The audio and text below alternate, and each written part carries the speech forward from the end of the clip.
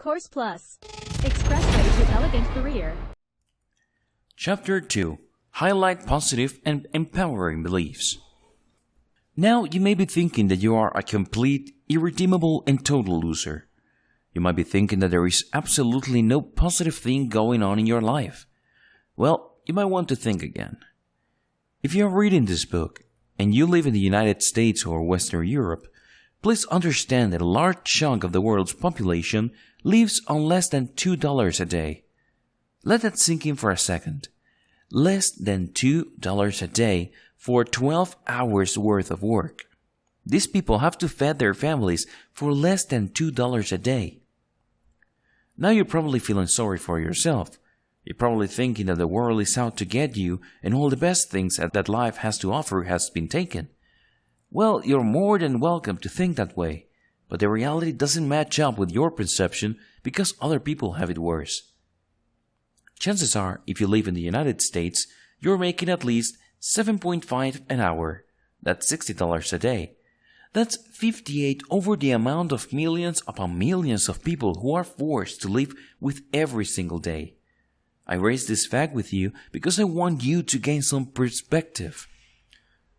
I want to open the door for you to look at the things that are going right in your life. Here's another thing to think about.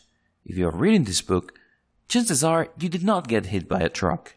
Chances are the earth did not split open due to an earthquake and you fell into the crack.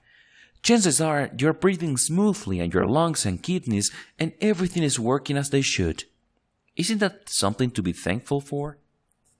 If you think that this is a small consolation, I want you to wrap your mind around the reality that this very second, there are people getting dialysis in the hospital. There are people waiting in the line to get an organ transplant. Their days are numbered. Every breath they take is painful. Thoughts about death and mortality haunt them every single second. And you choose to feel lousy? You choose to feel lost and oppressed. I'm sorry, but there are tons of blessings around you. In fact, your life is overflowing with blessings. You just refuse to recognize them. I want you to look at the things that are going right in your life. But more specifically, I want you to look at the beliefs that you have about the positive things in your life. For example, you believe that tomorrow you will have a home. You believe that you are a good singer. You believe that you know how to draw cartoons well, or you know how to crack jokes. Whatever it may be, if it's positive, I want you to focus on it. Regardless of how small, trivial, or insignificant it may seem to you, the fact that it's positive means it's worth your attention. Focus on this. Again, my point here is to let you know that you already have empowering beliefs. These are the things going on in your life that provide flickers of possibility. Now, you may think that your life is just a giant fog of negativity, disappointment, and discouragement. Again, you're welcome to think that way. But please do not ignore the things that are going right. You already have this. Everybody has this. Even a person who has only one leg or no limbs has something they can celebrate, and they can tie that to an empowering belief. I need you to take a break from this book and look for the things going right in your life and trace them to an empowering or positive belief. You already have these. The fact that you refuse to see doesn't mean that they do not exist. Let me bring it home. No life is totally devoid of positive or empowering beliefs. All of us have at least one positive belief we have about ourselves. 2 ways to find your empowering beliefs. If you're still having a tough time zeroing in the positive or empowering beliefs you may have, focus on these 2 approaches. First is the most obvious. You are already aware of it. They might not be top of mind. They might not even register all that powerfully. But you know that they are real. You know that you believe in these things. There are positive or empowering beliefs you are aware of. If that doesn't work, or if you feel that it's not applicable to you, try the next step. I've already brushed over this, but let me repeat it again. Find areas of your life you're happy with and trace them to your beliefs. For example, if you have a job, that can be traced to a belief. You believe you're responsible to a certain degree. You believe that you need to show up at that job and you need to show up on time. The fact that you have a job and haven't been fired yet means there are positive beliefs upholding that job. Find those beliefs. Become fully aware of these positive beliefs, regardless of whether you're aware of them or you have to do some mental legwork. Have you spotted them? Good. Highlight them. Now that you're fully aware of your positive beliefs, regardless of how few they may be or regardless how weak they are, I need you to focus on them. Highlight them in your mind. Start picking them apart. What do you believe that makes you feel capable, empowered, or confident? Again, let's take the case of employment. The fact that you have a job can be traced to a positive belief. You believe you are capable of doing the job. You believe that you have what it takes to go through the duties related to that job.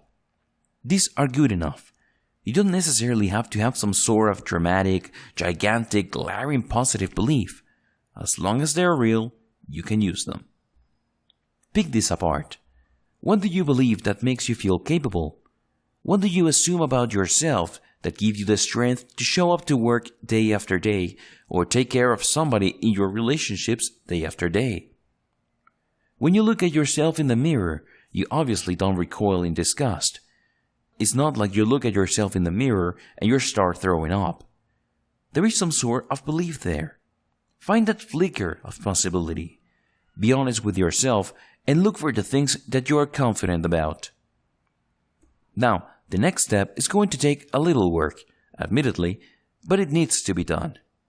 I need you to focus on these beliefs and start feeling good about them. Seriously. Start feeling good about the fact that you believe that you should show up at work on time. Start feeling good about the fact that you believe in yourself enough to do a decent job. At least it's decent enough not to get fired, right? Feel good about this. Again, we're not talking about scale. We're not talking about something overly dramatic or huge. As long as they are real and they are positive, feel good about them. Become fully aware of these beliefs about yourself. Emphasize your positive beliefs. Now that you have found positive beliefs in your life and you have mentally highlighted them so their details are clear, you need to make one final step. The next step is to emphasize them. Make them top of mind. In fact, make it a point to say things about them. For example, when you show up at work, say to yourself, "I do a great job. I know what I'm doing. I am skilled and experienced person. I am worthy." When you are thinking about your beliefs about your relationships, tell yourself, "I am worth loving. I am worth respecting, and I give people respect. I make people feel good, and they make me feel good." Whatever the situation may be, focus on the belief and the positivity it contains and turn them into affirmations. The great thing about affirmations is that you verbalize things what you are thinking. This enables you to keep them top of mind and to emotionally and mentally focus on them. When you emotionally tune in to these realities, you are able to tap into the power of that belief. There's less mental and emotional pollution between the filter of belief that you choose and the stimuli of your outside world. This leads to a clearer cause and effect connection between what you perceive, what you choose to believe, and how you feel and, ultimately, your actions. By being as clear as possible about the connection between how you filter your reality and how you actually live your life, you can start choosing to live the life of a victor instead of a victim or a bystander. Let me be clear. There are two types of people in this world. There are those who make things happen regardless of what other people say and regardless of what others are feeling about them, and those who constantly ask themselves and everyone else who cares to listen, "What happened with my life?" I think I know which person you'd rather be.